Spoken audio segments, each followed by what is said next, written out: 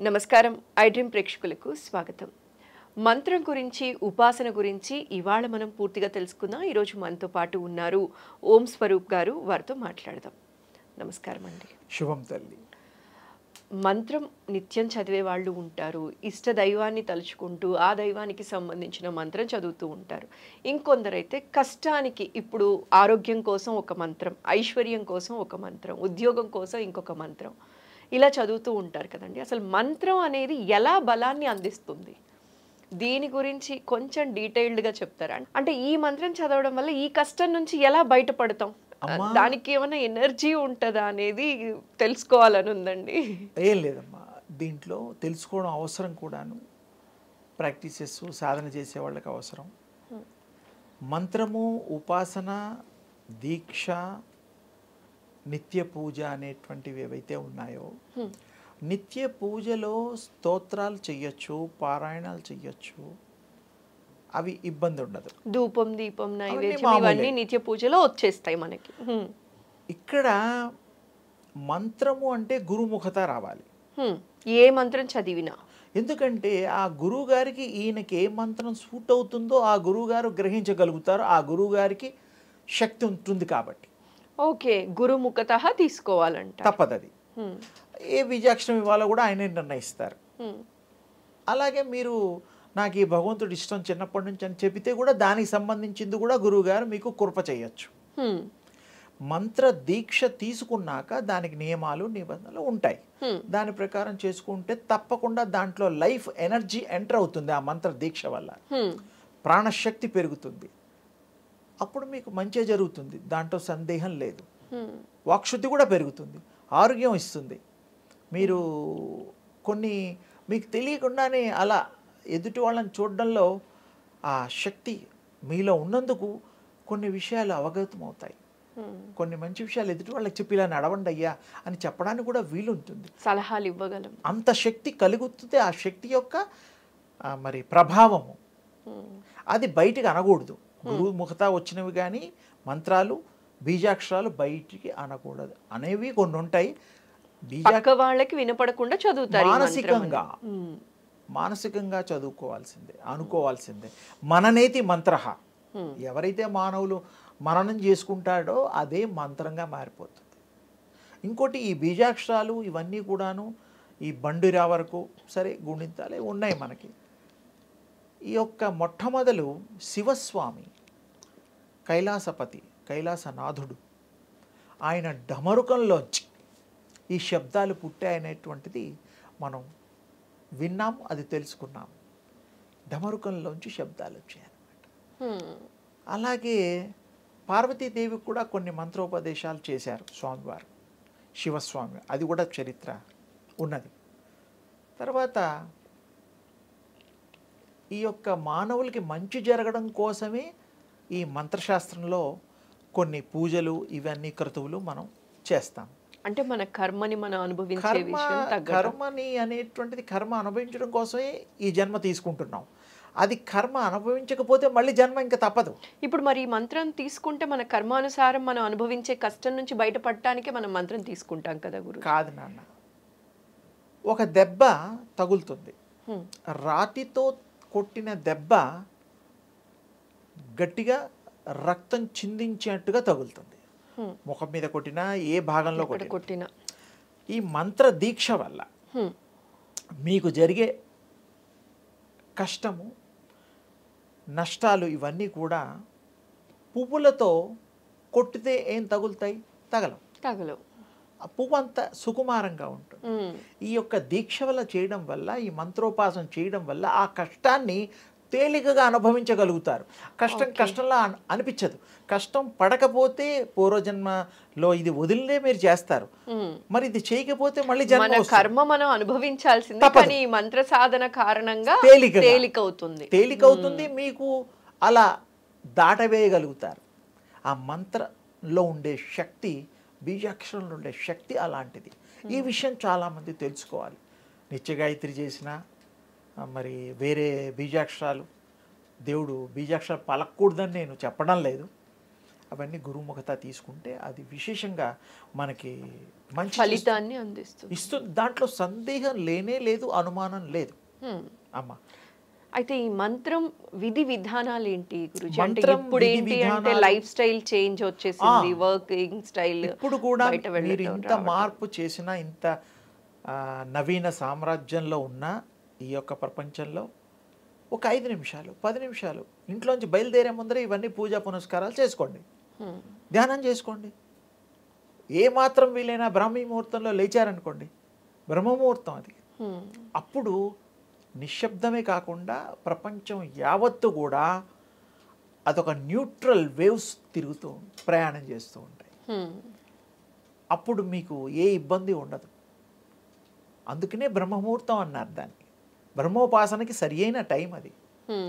అందుకనే అందరూ కూడాను మనలా అంటే ఈ మానవులు, ఋషులు 24 గంటలు ఆ పని చేసేవాడికి ఏ ముహూర్తం అక్కర్లేదు. ఎందుకంటే ముహూర్తం ఎందుకు వాడికి? సతత ఎప్పుడు బ్రహ్మస్వరూపాన్ని ధ్యానం చేస్తున్నాడు. ఇంటర్వెల్స్ ఉండవు, గ్యాప్లు ఉండవు, ధ్యానంలోనే సర్వకాల సర్వావస్థల యందు కూడాను ఆ బ్రహ్మలోనే ఉంటూ ఉంటాడు వాడు. అది వేరు. ఆ మనుషులు ఆ ఎంచుకునే విధానం వేరు. ఈ మానవ శరీరంలో ఇప్పుడు కూడా మనం వాళ్ళ అంత కాకపోయినా కొంత ఈ ఎనర్జీ సరిపోయేంత, మన బ్రతుకుని బాగుపరుచుకునేంత, చేసే ప్రతి పనిలో ఫలితం వచ్చేటట్టుగా మనం ఈ జీవన విధానాన్ని మంచి మార్చుకొని, మంచి అలవాట్లతో, మంచి సంసారంతో, మంచి భార్య పిల్లలతో, మంచి గృహంతో, బంధువులతో సఖ్యతగా ఉంటూ మనం ఈ జీవితాన్ని తెలుసుకోవచ్చు, చేసుకోవచ్చు. సేమ్ టైం ఇంకొంచెం బాగా చేయగలిగిన వాళ్ళకి ఫ్యూచర్ కూడా వాళ్ళకి అర్థమవుతుంది. ఇప్పుడు ఉద్యోగస్తులు రిటైర్మెంట్కి 58-60 ఉంది. మరి గవర్నమెంట్ ఫిక్స్ చేసింది, మీరు చేరడానికి 25-24లో ఎంటర్ అవుతారు. మిగతావన్నీ మరి ట్రావెలింగ్లోను లేకపోతే 3 ఏళ్ళకి ట్రాన్స్ఫర్స్ ఉంటాయి. ఫైనల్గా రిటైర్మెంట్ ఈజ్ దేర్. ఆ తర్వాత ఆ డబ్బులతో వీళ్ళు మిగతా శేష జీవితాన్ని విశేషంగా గడపడం కోసం వాళ్ళు దాచుకుంటారు. ఆరోగ్యరీత్యా బీమాలు, ఇన్సూరెన్సు ఏవో ఉంటాయి. ఇవి ఎంత సత్యమో ఆత్మ ప్రయాణంలో కూడా అవి ఏవైతే చేసుకుంటాయో అందులో ఇన్సూరెన్స్లు ఉండవు, కానీ ఈ పద్ధతులు ఉండవు. కానీ వాళ్ళకి సర్వశక్తి సంపన్నులుగా అయి ఏవేవి చెయ్యాలో ఆత్మ అన్నీ చేసేసుకొని ఆ యొక్క పరమాత్మలో లీనమైపోయి తన్ను తాను తెలుసుకొని కావలసినప్పుడు మళ్ళీ అది రాగలిగే శక్తి కూడా ఉంటుంది. ఇప్పుడు మనం విదేశాయనం చేస్తూ ఉంటాం, మళ్ళీ మన ఇంటికి రావడమే తప్పదు, రావాలి సొంత ఇంటికి. కానీ ఈ మానవులకి ప్రాణం ఎప్పుడు వదిలేది తెలియదు కదా. ఎవరికి తెలియదు అది. ఎవరికి అంటే సాధన చేసిన వాళ్ళకి తెలుస్తుంది. ప్రాణం ఎప్పుడు వెళ్తుందో కూడా తెలుస్తుంది. అసలు 100% అనేది ఒక లెక్క అయితే 101% కూడా చెప్పచ్చు.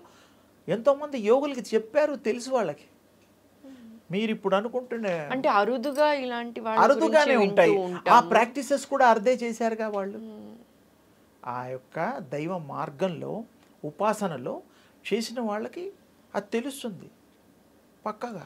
వీరబ్రహ్మేంద్ర స్వామికి తెలుసు కదా, మరి మొన్నటివాడే కదా, లక్షల సంవత్సరాలు కాదు, వేల సంవత్సరాలు కాదు. మరి రాఘవేంద్ర స్వామికి తెలుసు కదా, సత్యం అది. అన్నమయ్యకి కూడా తెలుసు కదా, ఉన్నాయి. మరి బాబా గారికి తెలుసు కదా, షిరిడి సాయిబాబా. మరి ఎవరికి తెలియదు? ఇప్పుడు మనకి చాలామంది ఉన్నారు, మీరు లెక్క పెట్టుకుంటే 60-70 మంది ఈ మధ్యకాలం వాళ్ళు కూడా తెలుస్తుంది. వెంకాంబ అని ఒక అమ్మ ఉంది. తర్వాత సంవత్సరానికి ఒకసారి పెద్ద బాలయోగి, చిన్న బాలయోగి అని, మరి వాళ్ళందరికీ తెలుసు కదా. అన్న ఆహారాలు ఏమీ లేకుండా మానేసి భూగృహంలో కలెక్టర్ గారు తాళాలు వేసేసి సీల్ వేసేవారమ్మా. శివరాత్రి రోజు సీల్ తీసేసి ఆయన గారిని బయటికి తీసుకొచ్చేవారు. ఎంత గొప్ప విషయం. మరి 1 year తినకుండా ఉన్నాడు, ఆ తర్వాత కూడా 30-40 ఏళ్ళు తినకుండా ఉన్నారు కదా. అంటే తిండి కాదు వాళ్ళకి, పంచభూతాల్ని బంధించేటువంటిది ఆ ఉపాసనలో శక్తి వస్తుంది. మళ్ళీ మామూలుగా ఆ తేజస్సు కూడా ఉంటుంది, పోదు. ఇప్పుడు మీరు ఉపాసన గురించి మాట్లాడారు కాబట్టి ఇంకొక సందేహం అడుగు నాన్న. ఇప్పుడు మనకి ఏంటి అంటే ఉపాసన చేస్తూ ఉంటాం. వాళ్ళ ఇష్ట దైవాన్ని కానీ ఎవరైనా ఇట్లా సరే. కానీ నిత్య ఉపాసన ఎక్కువగా చేయటం వల్ల ఈ ఉపాసన చేసే విధి విధానాలు ఏంటి? ఈ ఉపాసన చేయటం వల్ల వీళ్ళలో ఎలాంటి మార్పు అనేది మనం చూడొచ్చండి? వీరు ఏదో నిర్ణయం తీసుకొని ఒక మంత్రం, హ్మ్. ఒక సాధన తీసుకున్నప్పుడు ఏకాగ్రత చాలా అవసరం. అది లేకపోతే మంత్రం ఫలించదు. సో మంత్రం వేరు, ఉపాసన వేరు. మంత్రమేమో తీసుకోవడం, ఉపాసన అంటే ఆ మంత్రంతో చేసేటువంటిది. ఉపాసన అనే దానికి ఇంకో అర్థం కూడా ఉంది. ఆసన, హ్మ్. దగ్గరగా అని అర్థం. హ్మ్. అంటే దగ్గరగా, ఆసన కూర్చోవడం అవుతుంది. ఉపాసన భగవంతుడి యొక్క కృపను పొందడానికి కూడా ఒక చేష్ట అవుతుంది. అంతే ఉపాసన అంటాం, ఉపాసించడం అంటాం. నేను అమ్మవారు ఉపాసకుడినండి అంటారు. అమ్మవారిని ధ్యానం చేస్తూ ఉంటాడు. 24 గంటలు మానసికంగా చెయ్యొచ్చు, తప్పులేదు. ఎవరైనా చెయ్యొచ్చు. స్త్రీ పురుష వయోవృద్ధ భేదం లేదు దాంట్లో. సకల జీవులు చేస్తున్నాయి కదమ్మా. ఇప్పుడు చరాచరమైన అన్నీ చేస్తున్నాయి. మీకు తేలికైపోతుంది. మీకు ఒక పని చేయడంలో ఈ ఏకాగ్రత, ఈ మంత్రం చేయడం వల్ల శక్తి వస్తుంది. ఆ పని సక్సెస్ అవుతుంది. ఉద్యోగానికి ఇంటర్వ్యూకి వెళ్తారు, మీ మంత్రసిద్ధితో ఆ ఉద్యోగం మీకు లభిస్తుంది. వాడికి మీరు నచ్చుతారు. మీలాగా 10 మంది వెళ్ళినా మీరే నచ్చుతారు, ఎందుకంటే మీరు ఉపాసన చేస్తున్నారు కాబట్టి. ఉపాసన, ధ్యానము, భగవద్ ఆరాధన చేసిన వాళ్ళ ముఖ వర్చస్సు, వాక్శుద్ధి వేరే ఉంటుంది. ఎదుటి వాళ్ళు ఏమడిగినా జవాబు చెప్పగలుగుతారు. అలాంటి వాళ్ళలో మొహంలో మొహం ఇలా పెట్టి, కళ్ళలో కళ్ళు పెట్టి చూడలేరు. ఎందుకంటే దైవశక్తి ఉంటుంది, ప్రాణశక్తి ఉంటుంది. అలాంటి వాళ్ళు ఏ పనైనా సాధించగలుగుతారు, చేయగలుగుతారు, వాళ్ళ గురించి తెలుసుకోగలుగుతారు. ఇప్పుడు మనం నిర్ధారణ చేయడం లేదా, పలానా ఊరెళ్ళి 3 రోజుల్లో రావాలి, 4 రోజుల్లో రావాలి, చేసుకొని వస్తున్నామా లేదా? అది కూడా మరి ఆత్మ కూడా, స్వరూపం కూడా ఈ శరీరంలో వచ్చింది. అందుకే ఆ పనులు చేసుకోగానే పాపం దాని దారిన వెళ్ళిపోతుంది. దానికి తెలుస్తుంది ఎప్పుడు వెళ్తుందో, మనకు తెలియదు. ఎందుకంటే ఈ విషయవాంఛల్లో ఉన్నందుకు మనకు తెలియదు. రేపేం కాదు, నిద్రపోయి పొద్దున్న లేవడం కూడా మనకు తెలియదు. గిల్లుకోవాలా, ఎస్ బతికే ఉన్నాం, అలా ఉంది పరిస్థితి. అదే మీరు ధ్యాన పద్ధతుల్లో కనుక తెలుసుకుంటే మీకు తెలిసిపోతుంది. ఈ బాడీ గురించి తెలుస్తుంది, రుగ్మతలు తెలుస్తాయి, ఉపశమనాలు తెలుస్తాయి, సెల్ఫ్ హీలింగ్ కూడా అవుతుంది. ప్రాణం జబ్బులు కూడా తగ్గించుకోవచ్చు. అలాగే వాటర్ థెరపీ కూడా ఉంది. తీర్థం, ఒక రాగి చెంబు తీసుకొని నీరుని చక్కగా మడి నీరు పెట్టుకొని, చెయ్యి మూత లాగా పెట్టుకొని, మీకు ఇష్ట నామాన్ని, ఇష్ట దైవాన్ని ప్రార్థన చేస్తే ఈ బాడీలో యూనివర్స్లోంచి వచ్చే తరంగాలు ఈ బాడీ స్వీకరించి ఈ చేయి ద్వారా ఆ నీళ్లలో అవి ప్రవహించి, ప్రసరించి, శక్తివంతంగా తయారయ్యి ఆ నీరు మంత్రతీర్థంగా మారి మీ జబ్బులన్నీ తగ్గుతాయి, మంచి ఆలోచనలు వస్తుంది, ఆరోగ్యం వస్తుంది. సంకల్పం చేసి వేరే వాళ్ళకి ఇస్తే వాళ్ళ జబ్బులు కూడా తగ్గుతాయి. ఇది పూజా విధానంలో తరచు మనం ప్రతిరోజు సంకల్పం చేసుకునేటప్పుడు పంచపాత్రలో నీటికి కూడా అట్లా చెయ్యొచ్చు. చేస్తూ దాన్ని ప్రాణశక్తిగా చెయ్యొచ్చు, మీలో ఉంది. అందుకోసం కొంతమంది దేవుళ్ళు పోస్టర్స్ గమ్మత్తుగా మీరు చూడండి ఇలా ఉంటాయి. ఇలా అంటే యూనివర్స్లోంచి తీసుకోవడం, ఇలా వస్తుంది స్వీకరించడం. ఇలా అంటే ఇవ్వడం, ఇంటేక్, ఇదేమో ఇవ్వడం. ఇది మనం దేవతల ఫోటోలు చూడండి ఎక్కడన్నా గుళ్ళల్లో, ఆల్మోస్ట్ ప్రతి దేవతామూర్తిది మోస్ట్లీ ఇట్లనే. అంటే ఏమిటి, వాళ్ళకు కూడా ఈధర్లోంచి పవర్ తీసుకోవడమే. స్వతహాగా శక్తి ఉన్నా కంటిన్యూస్గా తీసుకుంటూ ఉంటారు. రాముడు, కృష్ణుడు, దేవుళ్ళని అందరూ కూడాను వాళ్ళు. శివుడు కూడా మానసరోవర్ మరి కైలాష్లో కూర్చుని తపస్సు చేసినట్టుగా మరి చరిత్ర చెప్తోంది. వాళ్ళకు కూడా ఎందుకంటే వాళ్ళే దేవుళ్ళు కదా, అంటే దేవుళ్ళు కూడా ఆ దివ్య ఆదిపరాశక్తిని ఉపాసిస్తారు. ఆ శక్తిని మీరు పొందుతారు, శక్తితో ఇతరులకు కూడా ఇస్తారు. ఆ గుణాలు, దేవుణ్ణి ఏ దేవుళ్ళని మీరు పూజిస్తే ఆ గుణాలు మీకు వస్తాయి. ఇది ఇంకో పాయింట్. రాముడిని పూజ చేస్తే ఆయన నెమ్మదిదనం, ఆయన ఆలోచనలు, ఆయన విధానం మీకు వస్తుంది. కృష్ణుని పూజ చేస్తే కృష్ణుడికి సంబంధించిన గుణగణాలు మీకు వస్తాయి. ఏ దేవుణ్ణి పూజ చేస్తే ఆ గుణగణాలు మీకు వచ్చి తీరాలి, అందులో సందేహం లేదు. మీరు ఉపాసన చేసేది అందుకు కదా. ఇప్పుడు లక్ష్మీ నరసింహస్వామిని ఉపాసన మీరు ఉగ్రరూపం వస్తుంది, మీకు ఉగ్రరూపం వస్తుందంటారా? వాళ్ళ టైం పడుతుంది. మీరు ఎంటర్ అయిన తర్వాత చేసిన తర్వాత అలా గాండ్రించకపోవచ్చు. ఎందుకంటే లక్ష్మీ నృసింహస్వామిని ఇష్టపడే భక్తులు బోల్డంత మంది ఉన్నారు, ఉపాసన చేసేవాళ్ళు బోల్డంత మంది ఉన్నారు. ఏ దేవుడిని ఆరాధిస్తే ఆ గుణాలు వచ్చి తీరుతాయనేది సత్యము, తప్పదు. అది ప్రహ్లాదుడు కోరాడు, వచ్చారు. సంహారం వాళ్ళ నాన్నగారిని హిరణ్యకశిపుడిని చేయడం, ఆ స్తంభం నుంచి రావడం అంతా. మరి దేవుడు పిలిస్తే కూడా పలికాడు కదా, అదొక సాక్ష్యం ఉంది కదా. ఇప్పుడు లక్ష్మీ నృసింహస్వామిని ఆరాధించి లైక్ ఉన్నత స్థితికి వెళ్ళిన వాళ్ళు అన్ని రకాలుగా వాళ్ళ బంగారు బాట చేసుకున్న వాళ్ళు బోల్డంత మంది భక్తులు ఉంటారు. కానీ అందులో అతి తక్కువ మందికి ఆ స్వరూపాన్ని నేను చూశాను, కానీ అంతలా చూడలేదు. బట్ నేను ఆ క్వాలిటీస్ ఉంటాయంటారా? నేను మీకు చెప్పడం అనుభవంతో చెప్తున్నా. నేను ఉపాసనలో లక్ష్మీనరసింహస్వామిది 1966-67లో చేశా. ఆ స్వామిని పూర్తిగా అర్థం చేసుకొని స్వామి కృప పొందడానికి నాకు కలిగింది, వారి యొక్క కృప కలిగింది. అలాగే కృష్ణస్వామిది చేశా, అమ్మవారిది చేశా. ఇక్కడ చెప్పుకోవడానికి భగవత్ స్వరూపులు కొన్ని ఉన్నాయి.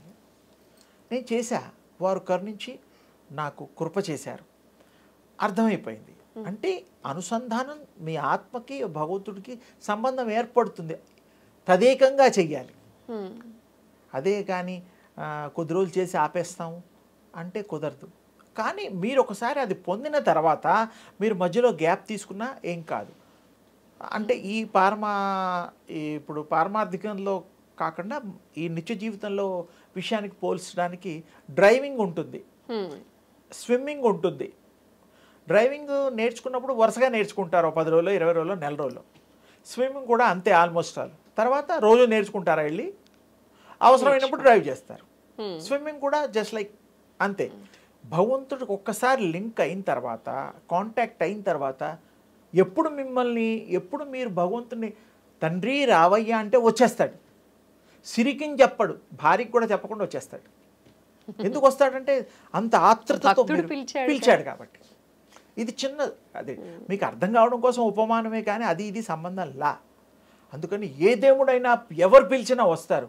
పైగా మీరే దేవుళ్ళని ఇందాకే చెప్పా, అహం బ్రహ్మాస్మి అని ఊరికే అనలేదు.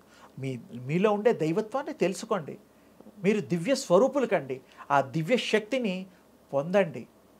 అంతకంటే ఇంకా గొప్ప అదృష్టం ఏముంది? ఇందులో రూపాయి ఖర్చు లేదు, రోజు చేసుకోవచ్చు. రాత్రిపూట చేసుకునే దాంట్లో ఒక సౌఖ్యం ఉంది. కాన్స్టెంట్ రిమెంబరెన్స్ అంటాం మేము. నిద్రపోతూ స్మరణ చేస్తూ పడుకోండి. మీకు తెలియకుండా శరీరం రెస్ట్లో ఉన్న ఆత్మ మాత్రం అది నామం చేస్తూనే ఉంటుంది. మీరు వద్దన్నా కూడా ఈ షట్చక్రాలు నామం చేస్తూనే ఉంటాయి. కొన్ని వేల సార్లు చేస్తాయి రోజు, సహస్రారం వరకు. చాలామందికి అది గమనించారు. అది విడిగా ఉపాసనలని చక్రం, మరి ఆ చక్రం ఈ చక్రం అని విడివిడిగా కూడా చేస్తూ ఉన్నారు. చక్ర సాధన తప్పు లేదు, మీరు వద్దన్నా అవి చేస్తూనే ఉంటాయి. ఇంకా మీరు దాన్ని more force you are getting అంతే, తప్పులేదు. అయితే చాలా వివరంగా తెలియచేశారండి మాకు. ఇదివరకు మంత్ర సాధన, ఉపాసన, ఇట్లాంటి ఇష్టదైవాన్ని ఎలా ఆరాధించాలి, ఇలాంటివన్నీ చాలా కన్ఫ్యూజన్స్ ఉన్నాయి. ఈ కన్ఫ్యూజన్స్ అన్నీ కూడా క్లియర్ అయ్యాయండి. నమస్కారం అమ్మ. శుభం. మీతో పాటు దివ్య శక్తి పొందగోరేవారు, పొందినవారు ఆ యొక్క దివ్య అనుభవాన్ని ప్రతి నిమిషము ఎల్లవేళలా వాళ్ళకి అనుగ్రహించాలని ఆ దివ్య ఆదిపరాశక్తి అమ్మవారిని మీ అందరి తరఫున నేను ప్రార్థిస్తున్నాను. శుభం తల్లి.